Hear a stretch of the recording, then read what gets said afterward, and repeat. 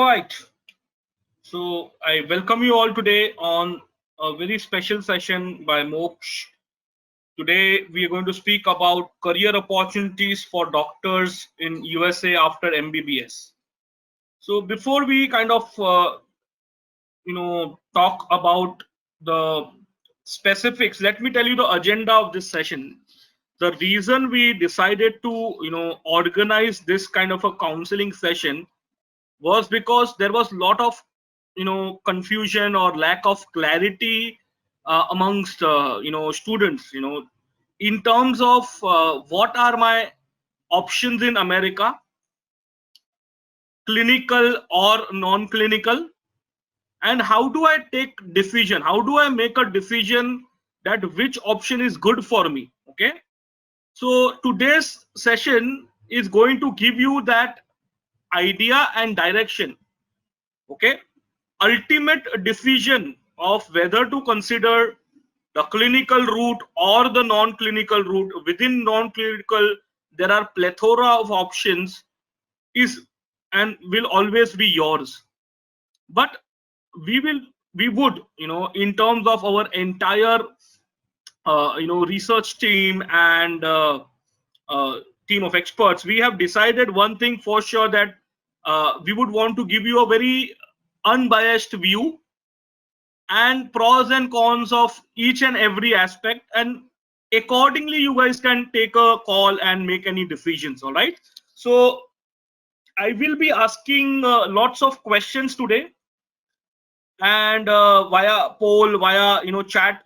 So you keep on answering them, because that gives me an idea in terms of what is your understanding, or you can say kind of awareness about the thing so far, and accordingly we can do some kind of career planning and goal setting for you guys. All right, so with this, let us begin our session. As usual, it's my ritual, I always want to know whom am I speaking to. So quickly, if you guys can let me know which year of med school are you guys in. There's some one question which is like I always would want to know, so that accordingly I can address the queries of students. Okay, so quickly I will just give 1 minute time, and quickly if you can just fill in the poll, that would be great. 22% are those who are in first year of med school, 54% in second and third year, 13% in the final year, and about 12% who are graduate or interns. All right, no problem. So earlier you are in the med school, better it is for you to know these kind of information, so that you can accordingly plan things ahead.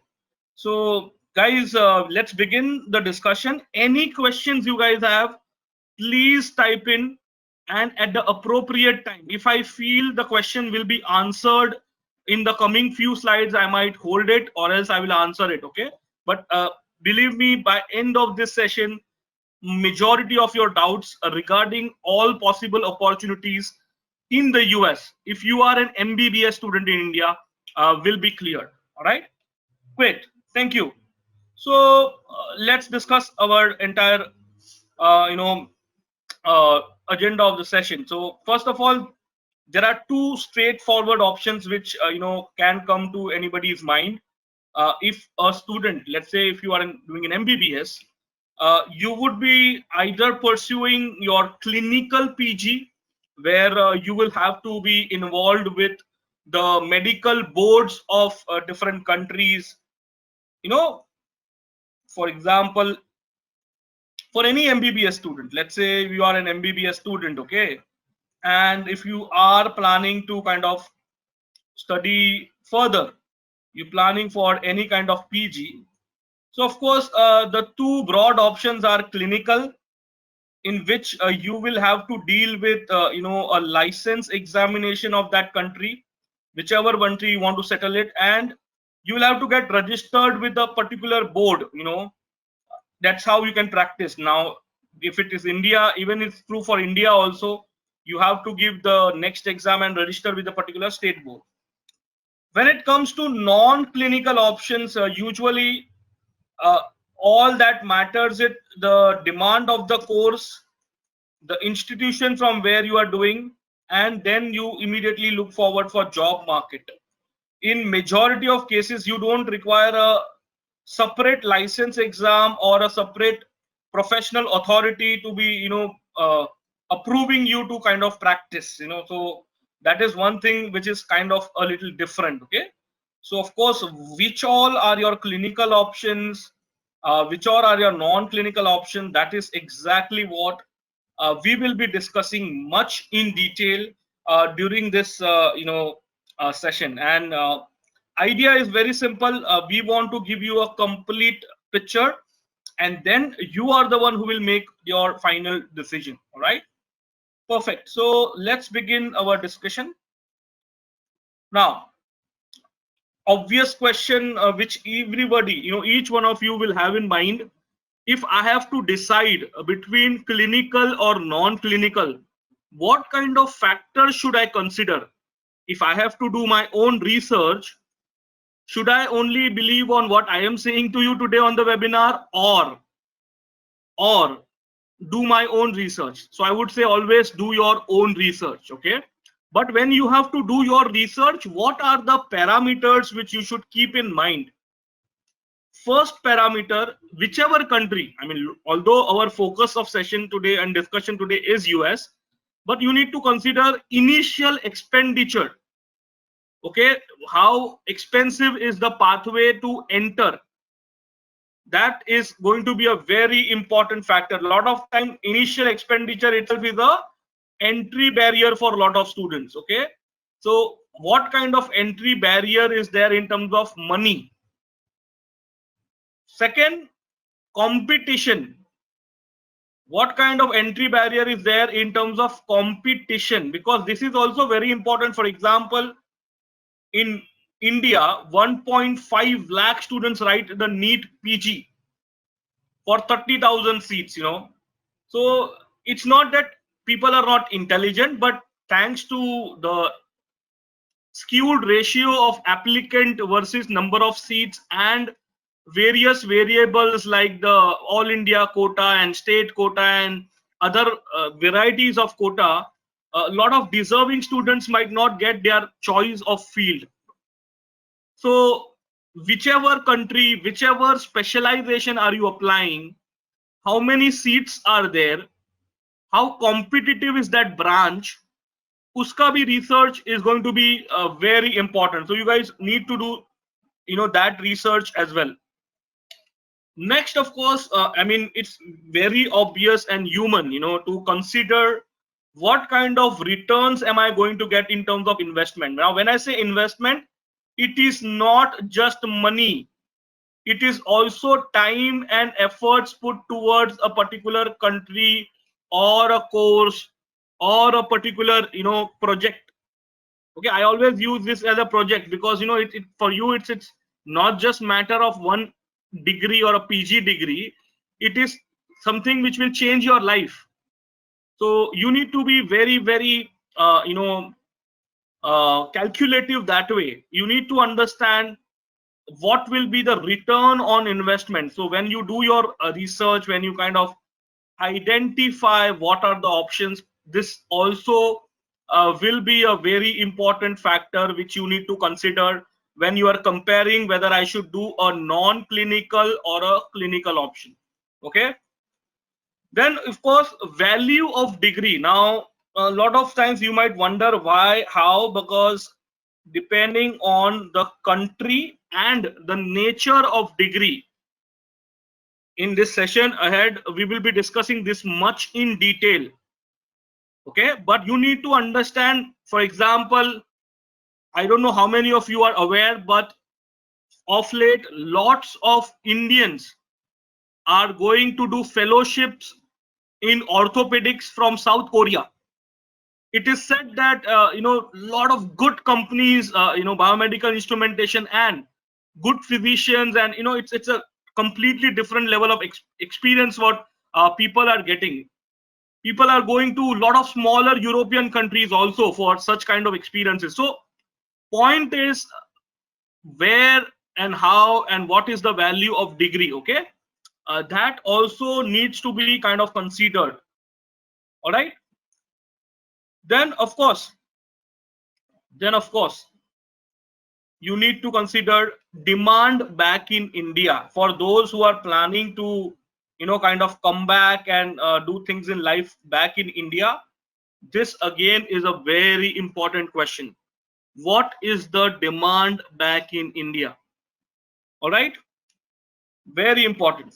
Okay, then of course you need to kind of keep in mind long-term career benefits. What kind of long-term benefits are you going to get out of career? And now, depending on the long-term benefits, does it make sense to settle in US or come back in India? That assessment has to be done. So these are factors which will be very important, and you need to kind of plan things accordingly. Now, this is also very important for a lot of students because they, especially in India, we have that tendency that we also wish to maybe settle in that particular country. So if I want to keep in mind whether I can settle in US or not, whether that course will allow me to do that, what are my chances of settling, is also going to be a very important factor. Okay. And then finally, of course, you have to, individual course modules and your liking. Okay, that is very important. The final, I always say, it's all about whatever you are going to study, whether you are going to like those course modules or not. What is your affinity or liking towards those modules? That is also very, very important. So, these are few factors which you need to consider when you are discussing a non-clinical or a clinical field. Okay. So again, we will discuss much in detail. You don't have to decide now, but these are some poll questions which I would want to just try to understand from you guys. Many of you, your plans might change at the end of the webinar, but this is just the understanding for me, because everybody has their own aspirations. Okay, so it's perfectly fine. Some might feel, okay, maybe after listening to this session, that okay, I can do a particular course in uh, you know healthcare informatics. You never know. Some might be interested in research, some might be interested in genetics. Okay, so it is completely your own call, your own interest. But yes, these kind of options are there where you can purely be in a clinical field where you have to encounter license exams. You can get into academic come research. You can get into a management field. Lots of physicians, top-notch doctors of lots of hospitals, they run the show, but they are from the business side. So healthcare management is again a great field. And finally, of course, thanks to COVID, the importance of public health has become manifold. In the eyes of government, in the eyes of common man, everybody has realized how important is public health. So yes, public health also has picked up a lot recently. So again, that might be one of the factors. So that's perfectly fine. Currently, we have 80-20 ratio. 80% are aspiring to consider clinical fields, and 20% are planning to consider the non-clinical field. That's perfectly fine. I mean, that's your decision. All right. So let's begin our discussion now. First, of course, clinical field opportunities. Okay, so there are two ways in which you can enter in the US in terms of clinical field. Okay, first is that you are planning to do a residency, or what we call in India as PG in America. So in this field, of course, you can enter right after your MBBS and you can do a PG there. Okay, and after PG, of course, if you like, you want to settle in America, there is a possibility that yes, very much you can settle also. Okay, and second entry to the clinical field is very simple. It is the super PG. What do I mean by super PG? It is fellowships.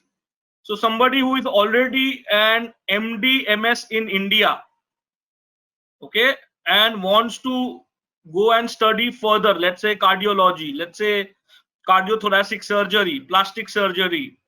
So though they all go for something called as fellowship programs. So clinical fields entry in the American healthcare system will be A, after MBBS immediately, B, after fellowship. Only thing with fellowship is that, of course, you cannot settle in America only by doing a MD, MS in India. Okay, because in the US you have to have an American PG degree to settle in the US. That's a criteria. Indian PG degree is not recognized directly to settle. Okay, with only one exception. If you have done your MD radiology, okay, if you have done your MD radiology in India and you apply for a fellowship, this is the only field that after fellowship you can settle in America. That is the reason why radiology is the top notch specialty in the counseling round of NEET PG in India. All right, so we will be discussing that much in detail about that as well. All right, absolutely, Dikshita. Whatever license exams of India are there, that will be important for you to get your undergrad MBBS degree. It is nothing to do with US, but US will want you to be a certified MBBS degree. So as of now, of course, next two is also compulsory. Okay, there's no second doubt about it. All right, so now obviously question goes to each one of you, since you guys are aware of the two pathways to enter into clinical. In terms of clinical field, okay, there is I mean, I had asked specifically to mention clinical, but my team have missed out this word. In terms of clinical field, what do you think is the tuition fee? Okay, clinical fields, is it 35 lakhs, is it 50 lakhs, is it 0, is it 1 crore? Okay, what do you think is the tuition fee? Is it 35 lakhs, is it 50 lakhs, is it 0 per year fees if you want to consider a clinical field like a residency or fellowship? Okay, in poll, and this is what I see. Lots of students, we are almost 250 plus students right now, and only 54% answered it correctly, that there is no tuition fee. Students don't understand that when you do a clinical PG in America, there is absolutely no tuition fee. You don't pay a single penny or a single rupee. Okay, so clinical fields are the only field where you are doing a job, you are on a work visa. In non-clinical field, you go on a student visa. Okay, so this is something all of you need to understand. Okay, in the clinical field, you are into job and on a work visa. So you do a residency or fellowship on J1 or H1B. Okay, all right, next there are two questions. One question is from Richa. Richa is saying, can we practice in America after fellowships? So if you have done PG from US and super PG fellowship also from US, you can practice. But if it's your PG is only from India and you have only done fellowship, you cannot practice and you cannot settle. Okay, second thing, there is a question from Mohammed. Mohammed is saying, how can I settle after doing PG from India without being board certified? So Mohammed, just so that you are aware, India is the only country and radiology is the only field where if you have done a MD radiology from India, there is an alternative pathway under which you do fellowships in America for total 4 years. You are getting board certification and you also get license. Okay, so this is an alternative pathway and available only for Indians and only for radiology specialization. Okay, all right, great. So now let's compare between so Shubham, Karthik, your questions I will answer in the next slide. Okay, Shubham has question on stipend and also next slide will clarify all of these things. So let's go deeper into these clinical fields. Okay, what exactly should be the plan for clinical fields. So when you talk about clinical fields, okay, one by one we will take each and every parameter. So clinical field, what is the requirement? If I decide to do PG or I decide to do super PG, okay, if I decide to do PG or super PG in the US, what kind of requirements are there? Okay, so first of course is the USMLE examination in both cases. So do not be in that misconception ki if I have to do fellowship I can skip USMLE. No, even if you wish to do fellowship you have to give the USMLE examination. All right.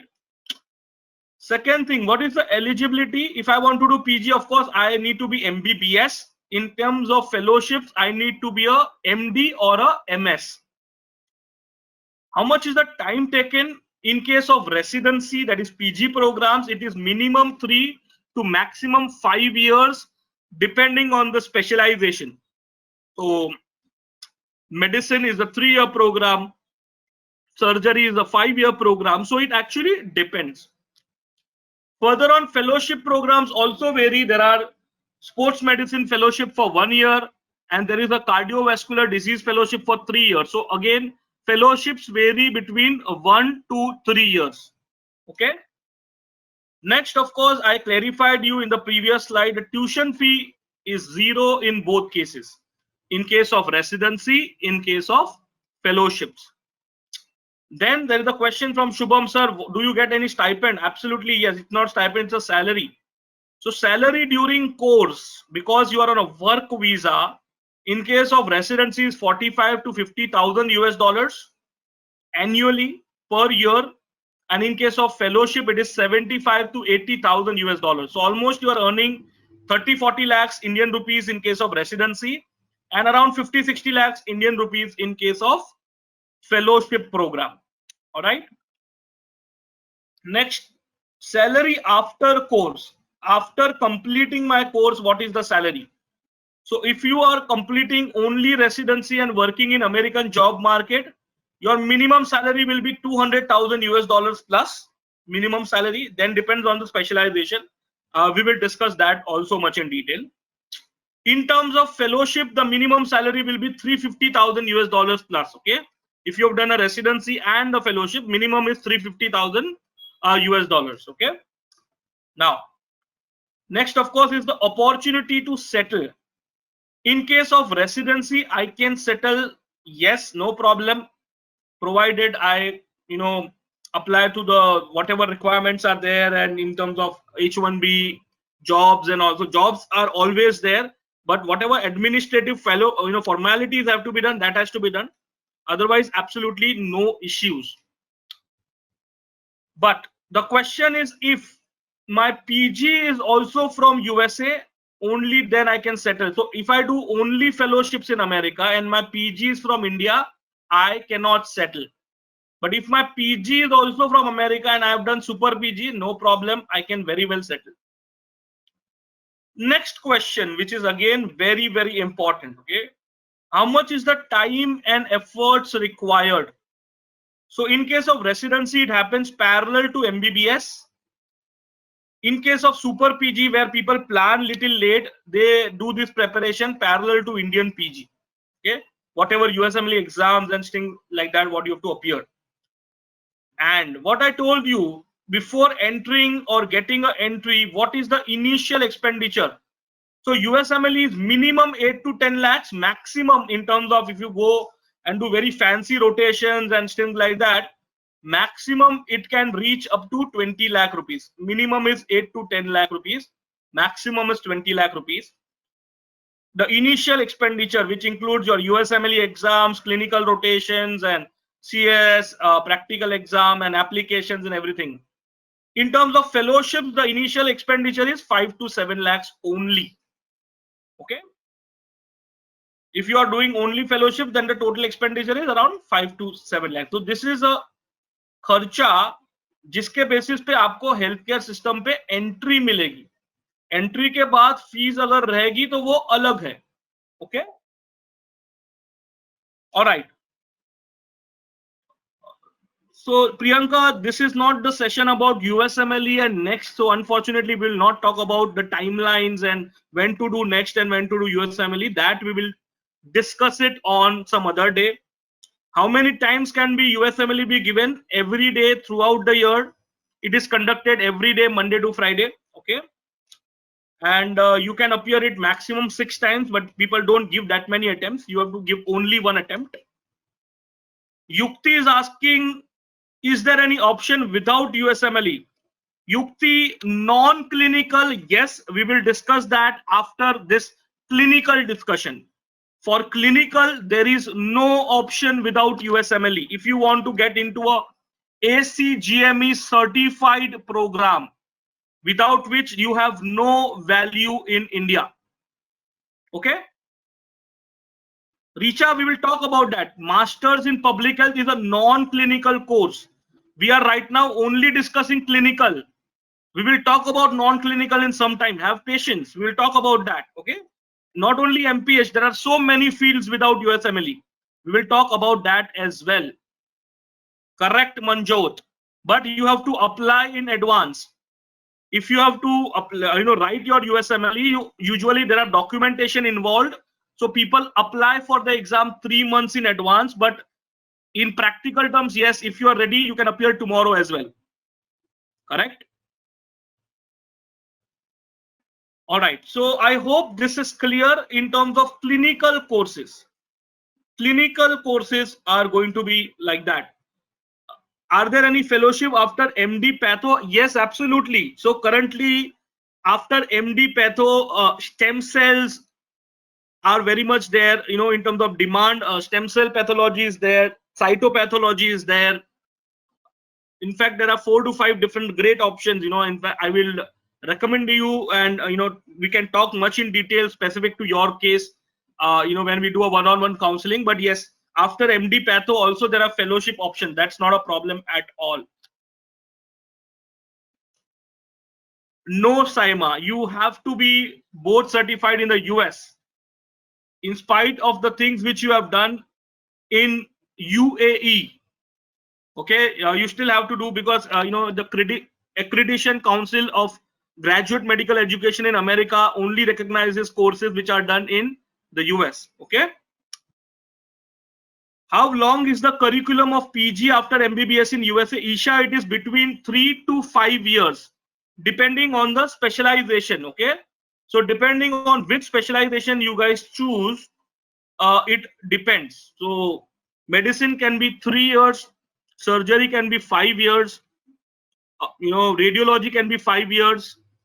Number of years do not matter, because simply I am doing a job. I am doing a job there. All right. For every course, Bhavya, it depends on what your aspirations are. You just want to be a general surgeon, you don't require. But if you want to become a plastic surgeon, definitely you will require. Are you getting it? Or let's say you just want to be a neurologist, no problem. In India, you have to do a MD medicine and then do a DM in neurology. In the US, you have a direct residency in neurology. So you don't require super PG. So it depends on the specialization, okay?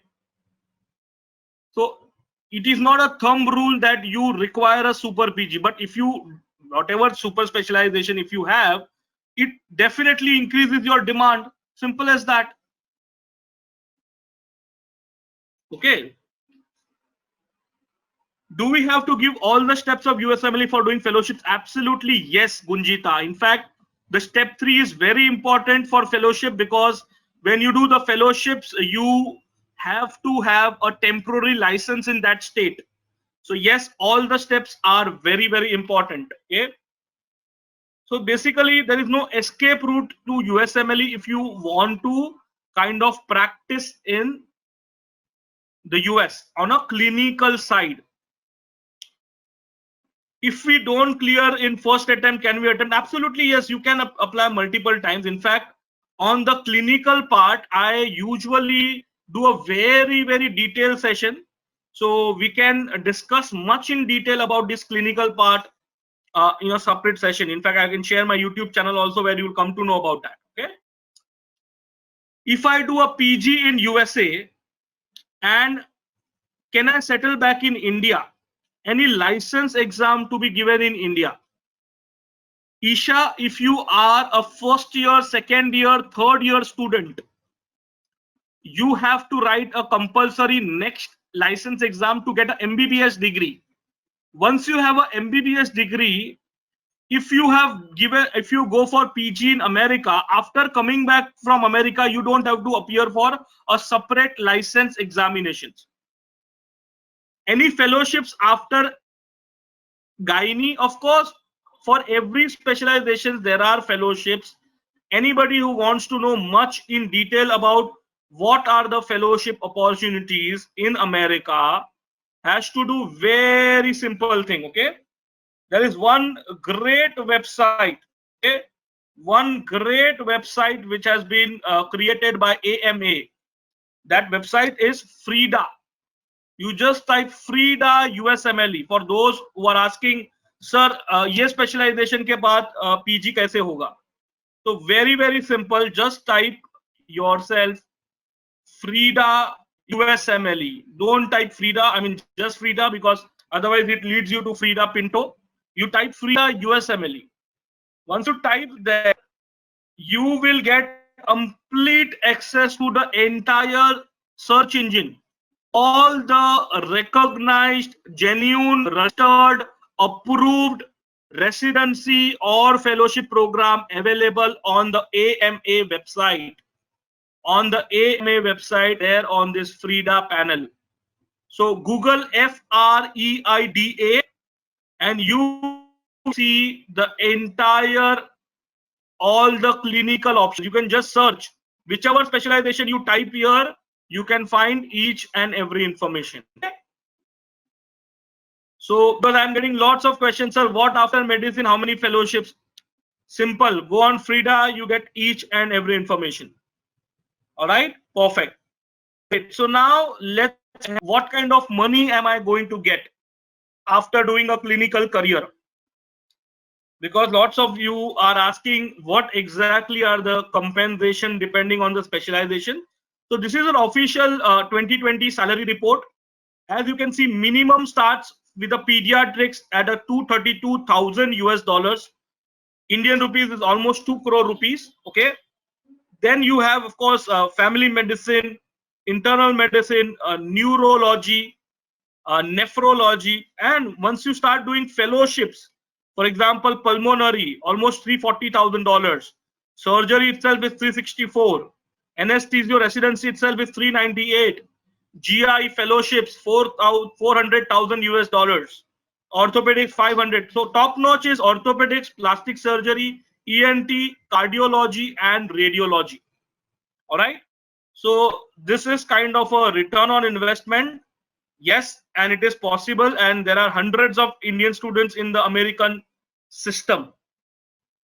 No. So radio PG can start practicing in US without USMLE. No, that's a misconception. Radio PG can not repeat the PG in America, but you are not escaping USMLE if you are considering a clinical route. Okay. Harsh Patel is asking, sir, what is pass and fail ratio in USMLE? I don't know why people are scared. These exams are definitely difficult, but pass fail ratio is not that bad. And you can do your own research. Go on usmle.org. That is the web. Okay. usmle.org. That's the website. Harsh is asking, sir, what is the pass rate? See, these exams, you find it difficult if you are one person who never understood medicine from a physician's point of view. You are just doing rote learning and just, you know, mugging up things and passing your exams in med school. That's a different story. But if you are starting to think like a doctor, if you try to understand why did I learn anat, biochem, patho, pharma, physio, you know, in your med school and correlate it with the patient's performance, you can see that passing for step 1 is 82%. Not bad for examinees from non-US Canadian schools. Can you believe it? So it's not that a difficult examination, but you have to get a desired score, and for which you need to kind of really work hard. Okay, so if anybody says that okay, clinical field is a very easy cakewalk, no, it is a decision which you will take, your efforts, your hard work, your patience. I mean, I have senior doctors working in top notch Indian hospitals at the age of 35, 45, 52, prepare for USMLE and later on settle with their family in America, do their residency and fellowship. So age is not a barrier. It's all about how passionate you are to make a career and a living in America. Okay. Siba Prasad is saying, sir, college के बारे में बताइए. It's not practically possible to talk about colleges. Why? Because there are at least 600 hospitals offering you PG in medicine. There are around 170 hospitals offering you PG in neurology. These numbers are huge. Admission, getting into it is important. Don't get in obsession, sir. India में है तो AIIMS ही मिलना चाहिए, US है तो Harvard ही मिलना चाहिए, नहीं तो नहीं करेंगे. Because whether you get a Harvard or you get any community hospital, your PG is free. You still get that $45,000 stipend. You still are a board certified person. So stop thinking your decision making from that perspective. Oh, what is the ranking? Come out of that ranking mode. Okay, if you are looking for making a clinical career in the US. All right, non-clinical, yes, you need to check college rankings and stuff like that. How to check, we will talk about that also, not a problem. Because in the clinical field, you are not paying any tuition fees. Exactly, for clinical fields, each and every college and a hospital offers you free PG. For clinical, please mark my words. We want to arrange a one-on-one counseling. Okay, we'll discuss about that also. My counselors will let you know how you can connect with me on a one-on-one basis. No problem. So now let's move ahead. A very important discussion, guys. Please pay attention because you have to be very practical in life. You have to be very practical in life. Life is not always a straight road. There are challenges. Each one needs to be honest with themselves. Forget about the world. Forget about what your classmates are doing, what you are doing. There are chances. Okay, there are chances where lots of us are not in the same career field. So career choices in India are not made at times by choice. So you need to be very, very clear. Okay, I'm not saying now. A lot of you are still in second year. But by the time you reach your final year, you need to answer this question for yourself. Okay? How important is your social or societal prestige of being a doctor? Okay, a lot of times people feel, no, if I am a doctor, I cannot do anything. I need to work in a hospital. I need to wear that white robe. I need to start my own clinic. So if these questions are important, then definitely consider clinical field. If you say no, it doesn't matter what society thinks, I want to do what I am passionate about, then yes, I will discuss non-clinical options in detail also. Okay, does money motivate you? Because money, of course, is a very important factor. So when you see in terms of clinical fields, the returns are very high, very, very high.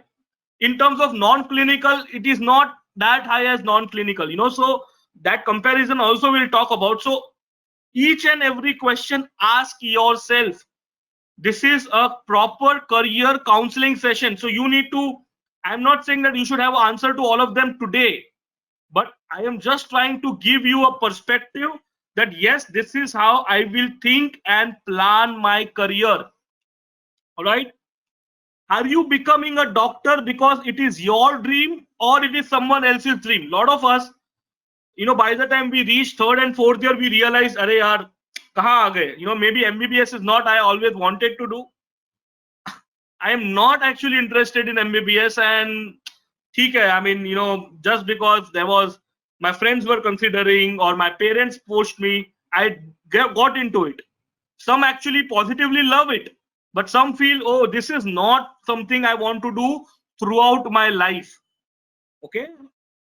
Or how do you envision a satisfying work life balance?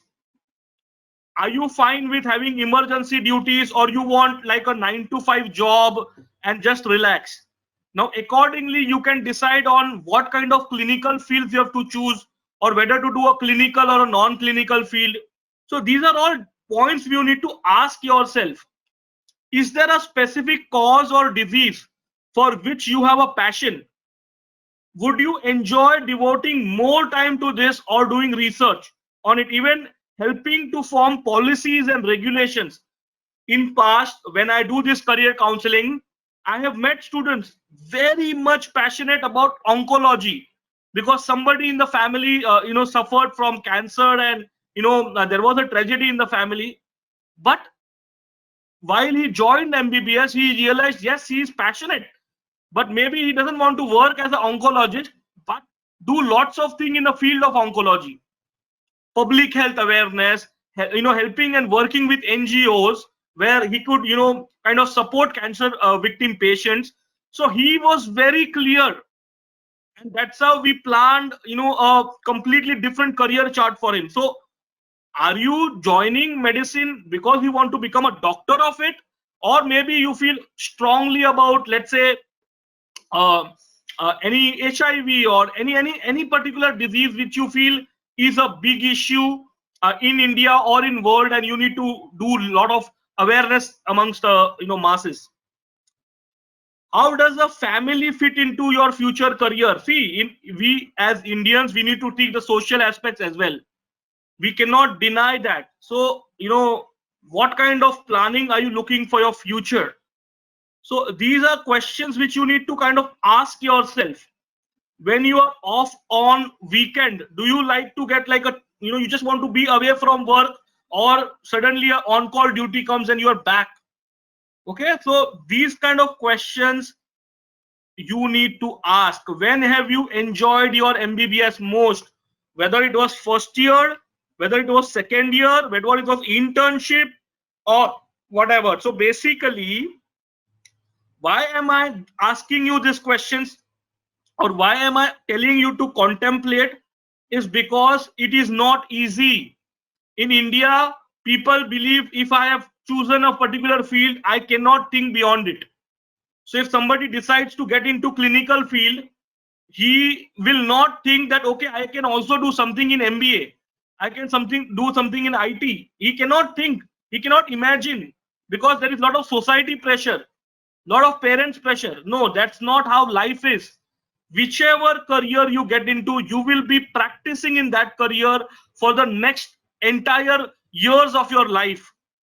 So you can always change your path if you are not happy. I'm not saying everybody has to do it, of course not.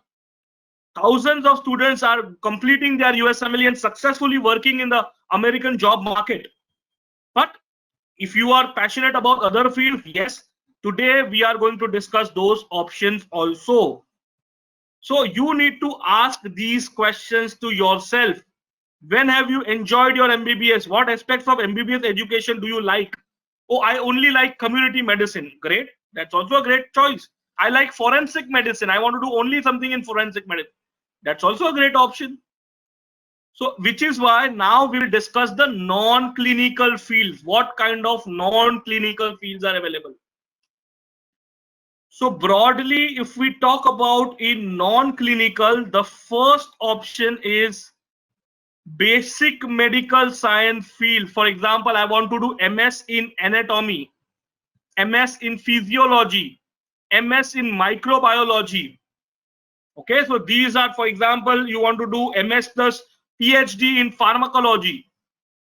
So these are basic medical science field which lead you to either a academic position, or later on lead you to a research position.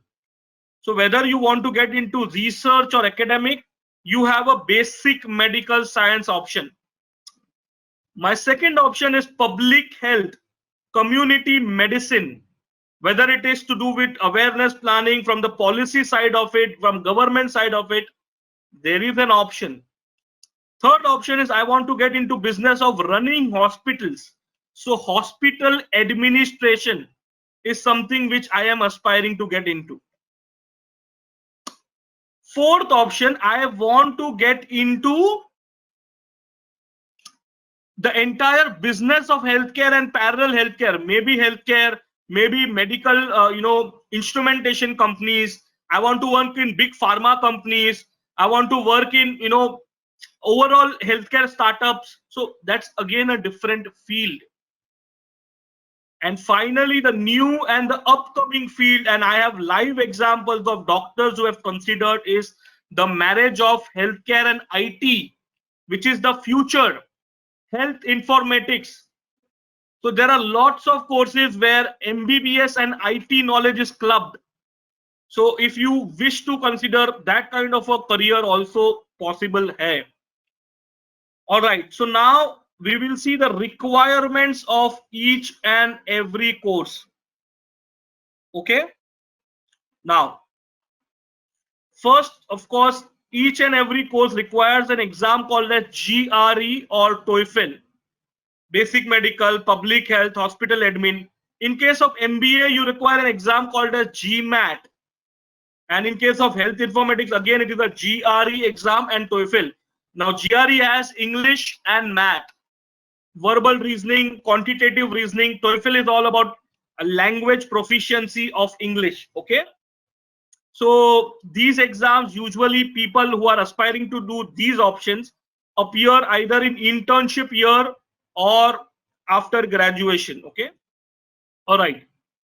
What is the eligibility? Now this will also let you know what kind of competition you can expect.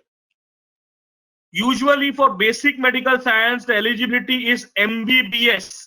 Okay. So MS anatomy, usually majority of MBBS physicians only are allowed in maximum courses. So is with MS in physiology, MS in biochemistry. Sometimes MS in microbiology, BSc biology people are also allowed. Okay, BSc microbiology people are also allowed in MS in microbiology options. Okay, so you will be competing with BSc people also. So it doesn't matter whether you did your MBBS, they did your BSc, they will still be joining the same course as you did. Okay, public health, of course, MBBS and dental students both do it. Okay, even the BDS students can go for a dental public health course. So basically the competition, meaning number of people trying, is not just MBBS but also dental students across the world. They also go and apply for public health courses. Same is with hospital admin. So your demand will not be that, oh, you have done MBBS, because a dental student will also be in the same classroom as you are. Okay, MBBS and BDS. And same is with healthcare informatics, MBBS and BDS. So basically in the non-clinical field, it doesn't matter that you have your MBBS. Majority of time it doesn't matter. Okay. Next we will talk about the time taken. So in basic medical science, lot of time just the masters does not have a value. You also have to do PhD. That's why the time taken is minimum 2 years, maximum 5 years. Okay. In terms of public health, it is 2 years. Hospital administration, it's a 2-year program. MBA is a 2-year program. Health informatics is a 2-year program. Now, in clinical, there was no tuition fee. In basic medical science, your tuition fees are very much there, around 45 to 50 lakh rupees. In case of public health, 50 to 60 lakh rupees. In case of hospital admin, 50 to 60 lakh rupees. In case of MBA, it can go as high as 1 crore rupees, your tuition fee. In case of healthcare informatics, it is between 55 to 80 lakh rupees. That is the tuition fee you pay. Tamanna, even if you get scholarships, it can erase your 5%, 10% of the fees. You cannot expect a free course like the non-clinical people. So even if you are getting scholarship, you will get 5%, or sometimes once in, let's say, one amongst thousands, 2,000 students where a university might give you a free scholarship, completely free scholarship, but the chances are very, very less, I'm telling you, because you cannot do planning on the basis that if I get a free, I will go. So I'm telling you, 1 out of 1,000 people get a free.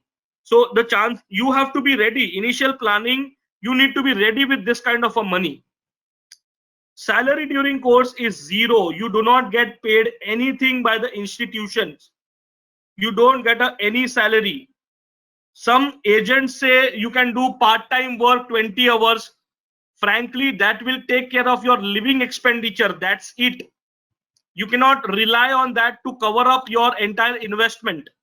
And usually it's not a great thing when you're doing such prestigious courses to think about working part-time in Domino's and all. Okay. So avoid that kind of options. Now, salary after the course in clinical, we saw minimum $200,000. In non-clinical, your first year salary will be 60,000. Public health will be 60,000. Hospital admin is 60,000. MBA gives you around 85,000 US dollar salary. And health informatics, which is marriage of health and IT, is about 100,000 US dollars.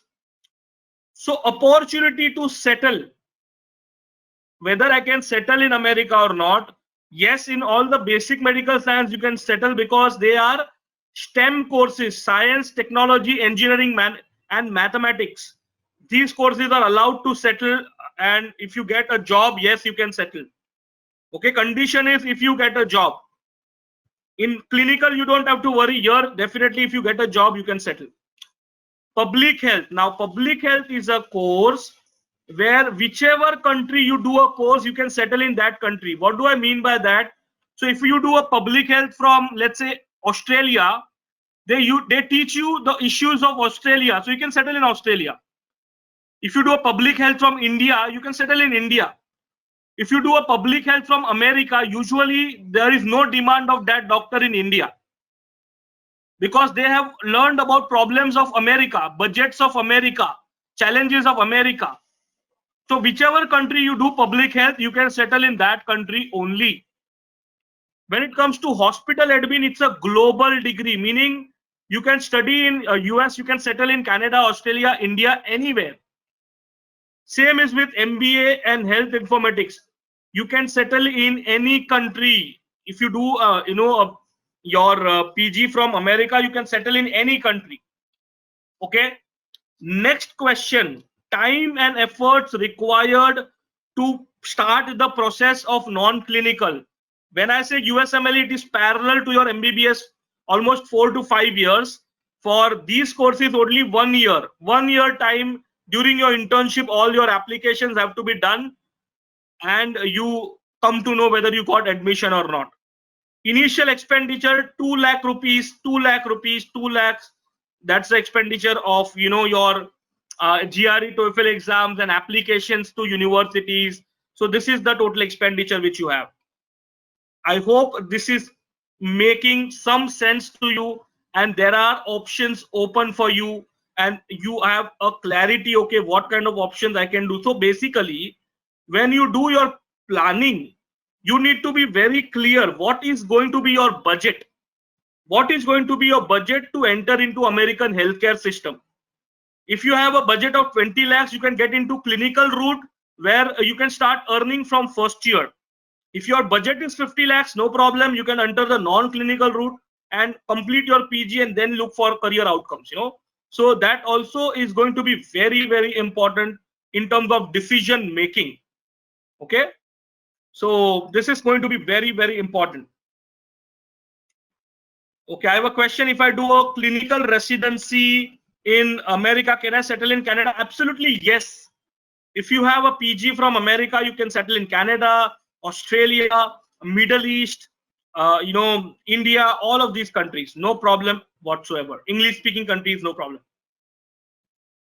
Perfect. So as you can see, 98% feel okay. Maybe clinical is what they are looking for. But yes, out of 200 students, there are people who are interested for non-clinical. That's also their choice, and you should definitely consider that. I will really appreciate, because it is not that the non-clinical field is bad. Again, We saw the salaries and the growth and the job outlook for clinical fields. Let's see for the non-clinical fields. What does the American Labor Bureau say? So on average, people who get into non-clinical field are earning minimum 65 to maximum 120. So average is 100,000 US dollars per year, which is although half of what a clinical person earns, but it is not bad. Okay. Plus, there are jobs for 4,22,300 jobs were available in America, and every year the jobs are increasing by 32%. So yes, non-clinical field also have job opportunities, but so is the competition, because not only you as a MBBS apply, BDS people, BSc people, and MBBS all apply for these positions. Okay, so that is how it will work. All right. But yes, it's also a career which you can consider. It's all about your job satisfaction. And if you do well in the non-clinical field, maybe 5 years, 10 years down the line, you can, become much more, on a higher position than a clinical person. So it is not going to be that no, clinical is the only success route. It's all about the planning and things which you have in mind. Okay. So these factors need to be considered. Where do non-clinical fields work? Which kind of companies? What kind of roles? They work as epidemiologists, biostatician, researchers, public health educator, healthcare administrator, policy advisors, work with governments, work with lots of big NGOs, Red Cross, UN, work with pharma companies, biotechnology companies, medical communication companies, medical informatics, regulatory affairs, very big field, especially in pharma. You work as a healthcare service managers.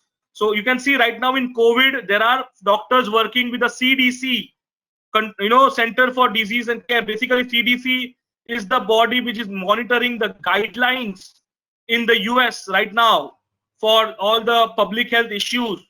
You can work with Ministry of Health, Saudi Arabia. There's a lot of demand. You can work with educational institutions. You can work with big four companies like Deloitte, KPMG, which do research. You can work in various kind of American Cancer Societies, NGOs, non-profit organizations, private sector, universities, government agencies, healthcare and hospitals. So basically, yes, there are plethora of opportunities in non-clinical as well. Okay, there are plethora of opportunities in non-clinical as well. Okay.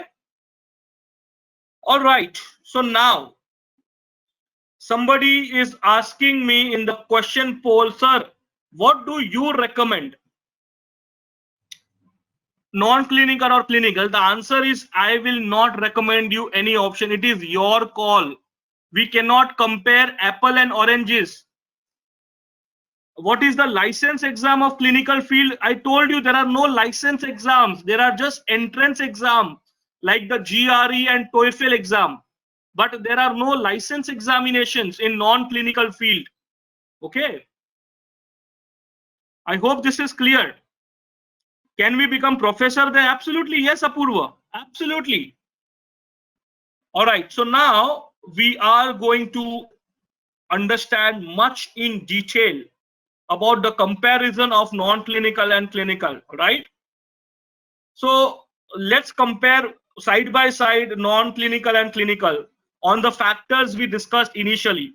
So initial expenditure in clinical is around 8 to 10 lakhs. In terms of non-clinical, it is 2 to 3 lakh rupees. Competition in clinical is only MBBS students. In non-clinical, it is MBBS, BDS, physiotherapists, all possible options. Course entry in clinical is difficult because residency programs you need to apply very much in advance, plan things, so it is not that easy. Tuition fees in clinical is 0. Non-clinical average is 50 lakh rupees. Value of degree in clinical is global. If you have a PG from America, clinical PG, you can settle in majority of English speaking countries and India also. Non-clinical courses, the demand is course specific. As I told you, Public health is valued only in that country. Other courses, are popular everywhere. Return on investment in clinical, you get all the money, whatever you have invested while you are doing PG, you are able to recover all the money. So if the parents ask you, मैं invest करूंगा, आप return कब तक आएगा, तो you can always tell them कि PG के दौरान ही मैं सारे पैसे लौटा दूंगा. So that is the opportunity which you have. Okay. Now, what about non-clinical? Non-clinical courses, minimum return of investment happens 3 to 5 years after PG. Minimum 3 to 5 years after PG is when you have your return on investment. I hope it is clear. Okay. So return on investment will be 3 to 5 years after PG. Clear?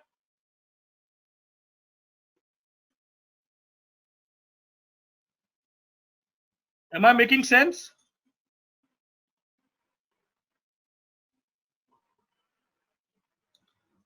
Demand back in India. So demand back in India, let me tell you, minimum, okay? If you consider the demand back in India, clinical courses, you approach any top-notch hospitals in India, you ask them, you check out their websites, whether it is residency or fellowship, people are settled at a very high position in the India. Okay, those who have done residency from there. In non-clinical, it is very course specific. In non-clinical, it's going to be very course specific. Okay. Long-term career benefits. In clinical, there is a high income in demand, global professionals, strong chance of green card and later on settle in America. In non-clinical, demand depends on variable factors, immigration policies, which country later on you are planning to settle. So there are lots of factors involved in it. Okay.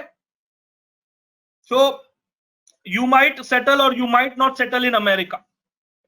So probability to settle in America is 95% in clinical courses and 50% in non-clinical courses. So this is going to be very, very important. Very good question. Is there any website for non-clinical like Frida? No, because non-clinical courses are offered by lots of students. Okay, lots of universities, and there are different courses. For example, there is a non-clinical program coming in sports management. Okay, from the healthcare side. Now these are new programs, so there is no fixed website. Every individual university websites you have to see, and you need to check the ranking of university also, because we are paying tuition fee. So it's going to be very important. Bhumika is asking, what are the new changes in USMLE? Can you talk about it? Bhumika, on USMLE and new changes, I do a separate session. This session is going to be completely focused on comparison. If you want to know much detail about USMLE, please get in touch with my team. We will be discussing much in detail about this discussion. Good question. Will Trump administration decrease the chances to settle for clinical residency people? Rajdeep. First of all, Trump didn't come now. Trump है कब से है? 2015 से है. Since 2015 till date, every year people getting admission have increased. 2015, 49% of IMGs were getting admission. This year, 60% of IMGs have got admission. So yes, Trump administration has not come now. It is always there. It is always there. It was always there. So you don't have to take your decision based on that. You don't have to take decision based on that. Whether Trump administration rahega, nahi rahega. I am telling you, you don't have to take decisions like that. Please be very, very careful about that. Okay, it is going to be very important.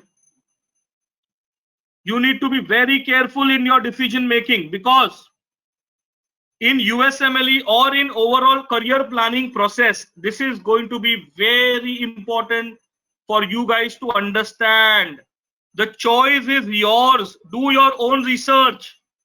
Don't fall prey by people telling you certain things. Please don't do that. It is your career, it is your decision. Do not fall prey to what people are telling you.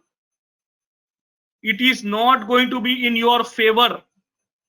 I always tell people, ask questions, network.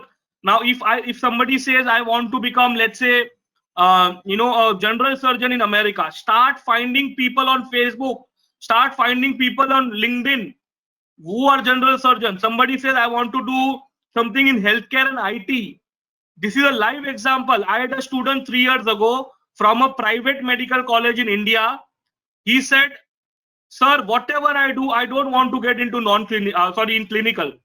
I am very clear. I have decided I want to make my career in non-clinical field only.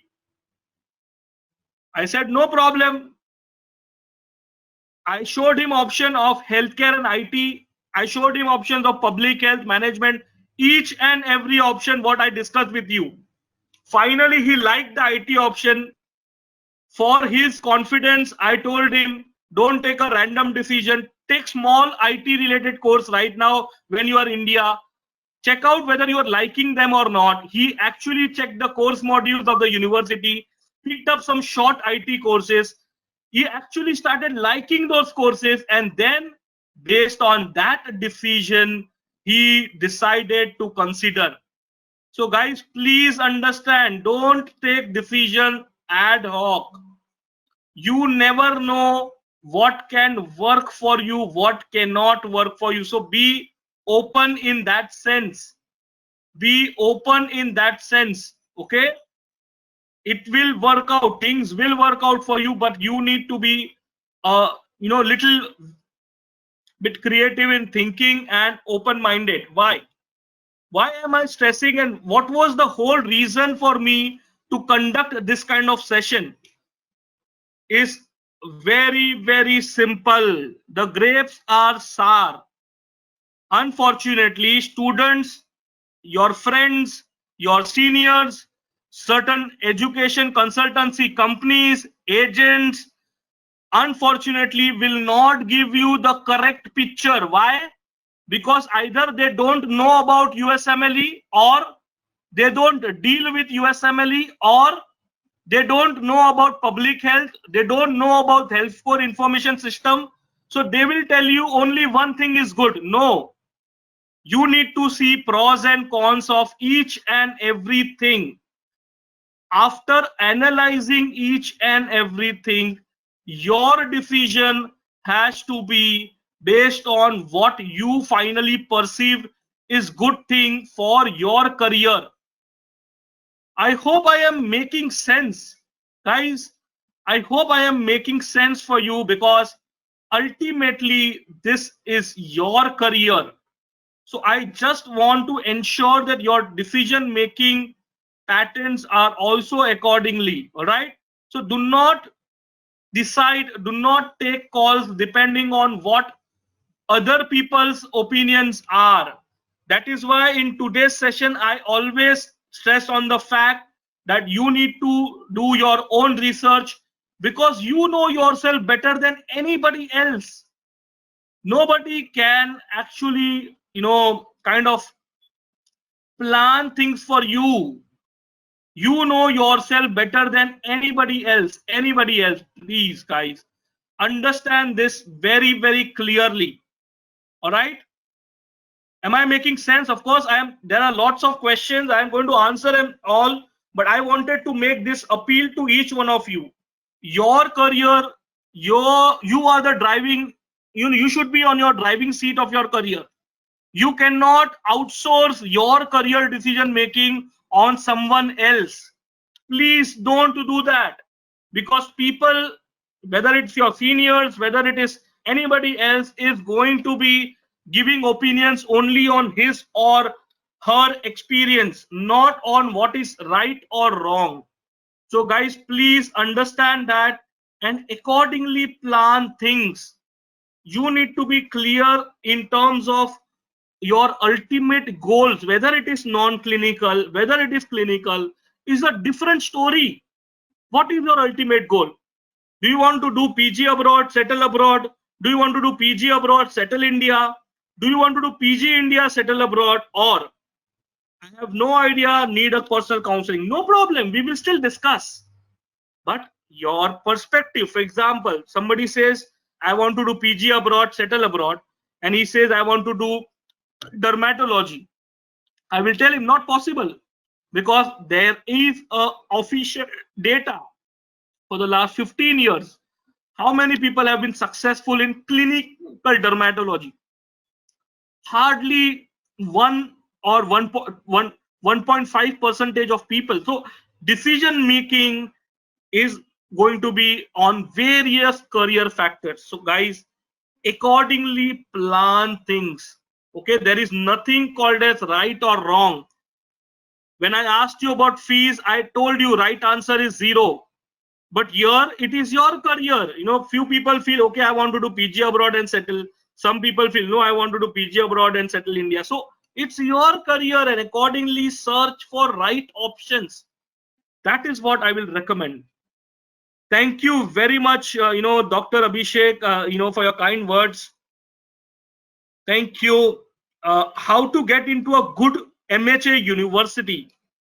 Absolutely, research papers are important. Absolutely, yes. Public health or any basic medical science field, if you are considering, definitely that career leads you to an academic or research profile. So yes, research becomes very important. Well, in case of USMLE, I can say it is important, but 50%.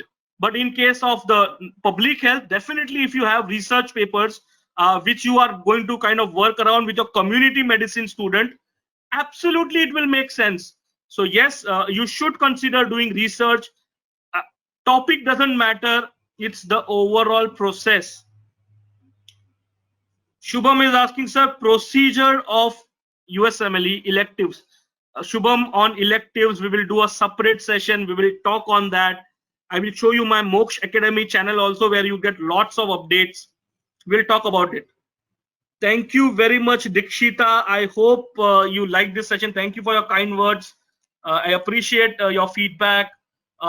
Question on PLAB and AMC. Lakshay, I do a global medical license webinar very regularly, in which I not only discuss PLAB, I discuss on PLAB, Australian Medical Council, Singapore, Canada, New Zealand, German, all options we discuss. So please attend my global medical session.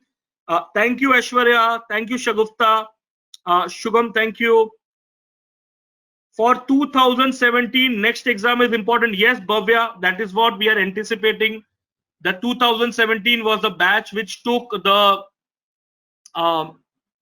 what we call as the first NEET undergrad exam, and that is the same batch which is going to now give the next examination. Now that is the expectation and anticipation. Shefali is asking, should I consider USMLE for dermat? I will say no. If you are aspiring for dermat, please don't consider, because I have kind of taught lots of students and discussed much in detail with lots of students. I can tell you there are students who have done their residency in medicine in America, working under a dermatologist, getting experience for 10 years, but still they are not able to match into dermat residency.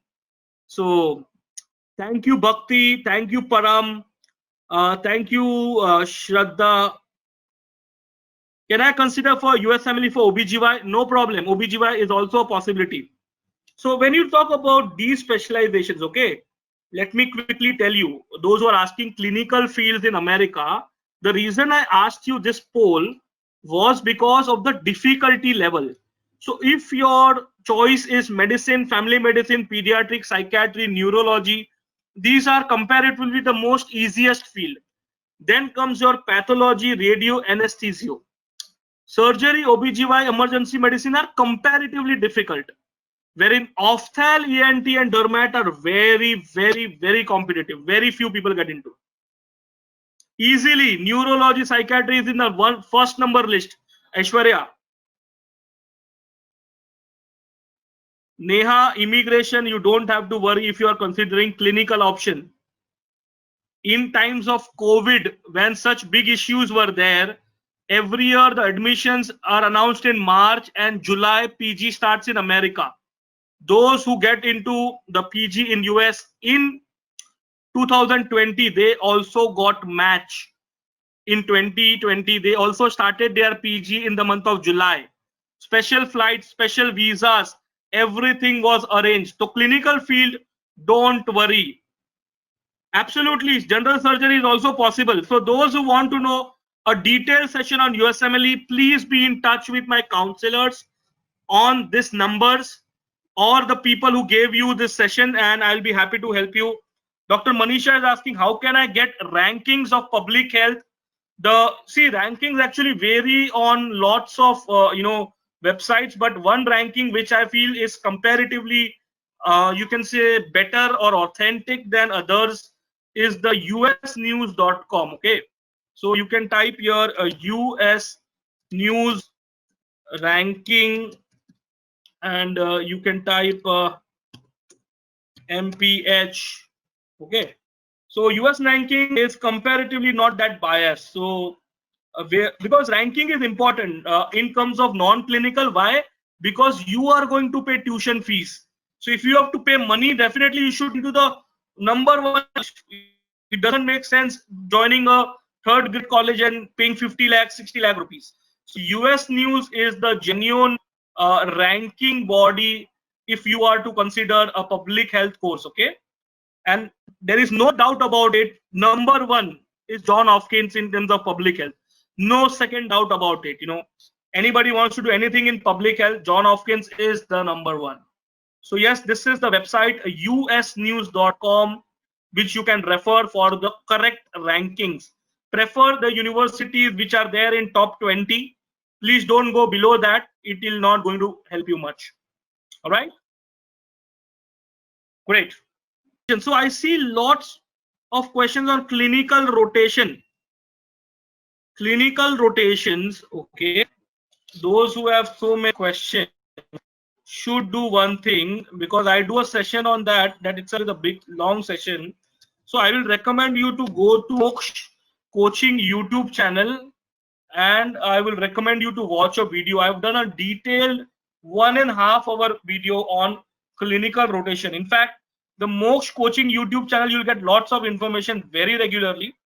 So refer to that channel. I mean, you should get lots of information here on this YouTube channel. Okay, so you should like and subscribe, and every information will be given to you on a very clear manner.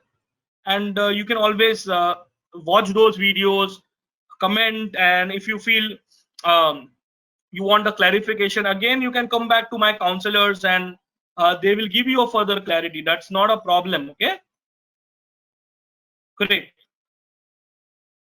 Okay, Ibadat is saying, sir, Prime Minister Trump is rejecting lots of visa. First of Ibadat, he is President Trump, is not Prime Minister.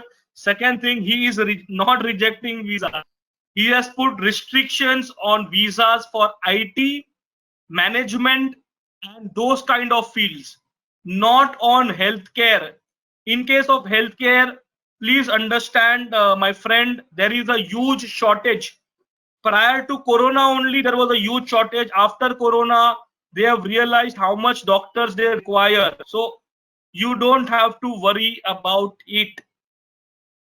Okay. Let me quickly show you. There are lots of students asking about clinical electives and rotations and things like that. So I will quickly ask you to watch this video. I have to show you that video because it is important. All right, yeah, this is the video. I will ask my colleague to share this link also with you. Those who want this video, in fact, they can get this video also, not a problem. There are handouts attached which you can download for your reference, not a problem. Are there any website for profiles of Indian students being matched into America? No, there is no single website. Every hospital publish their own data. Okay, you have to check. Right? So the question from Ibadat is, how can I find Indian students get to America in clinical fields? So see, understand, for clinical, you will not find one website. There are lots of websites which you need to check. Okay. So, I mean, I can just show you how you can find. You can just type PG. Okay, PGY1 current residence. When you type PGY1 current residence, okay, there's some issue with my keyboard. So it's internal medicine example. I can show you for internal medicine. You can check it for any specialization. Okay, internal. Excuse me with this keyboard. There's some issue with my keyboard, so I have to kind of use a virtual keyboard. Okay. So if you type this and you type India, okay. So you will be able to see how, you know, people who have done USMLE and are getting those salaries and working on a free PG in America. So, but every hospital has their own list. This is not like a master list, okay?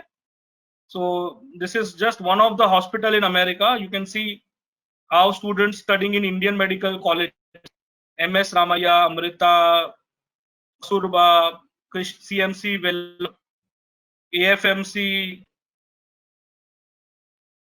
Pondicherry, Stanley, Padman Mahavir, GMC Thiruvananthapuram, Bharatiya Vidyapit Pune, GMC Thrissur, Chengalpattu, AFMC Kempegowda, All India Medical College, New Delhi, Stanley Medical College, Devrajars, Kilpauk, Tongji, Osmania, Madras Medical College. So this is how you can check it for each and every, you know, hospital, because every hospital publishes their own list. Grant Medical College, Bombay. So Government College, Akola. So it's not that I have to be from AIIMS only, then I will get admission in America. NRI Guntur, BJ Medical College, Pune, Chhattisgarh Institute of Medical Science, Maulana Azad, MAMC, Amrita, Guntur. So basically, there is no criteria as such, you know, in terms of if you are in, you know, if you are working hard and getting those marks, yes, there is a possibility for you as well. All right, how to get into surgery residency? It's a completely big session for me.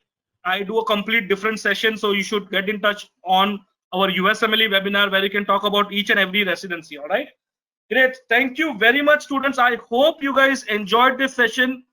Do give us a feedback on kind of sessions you want in future as well.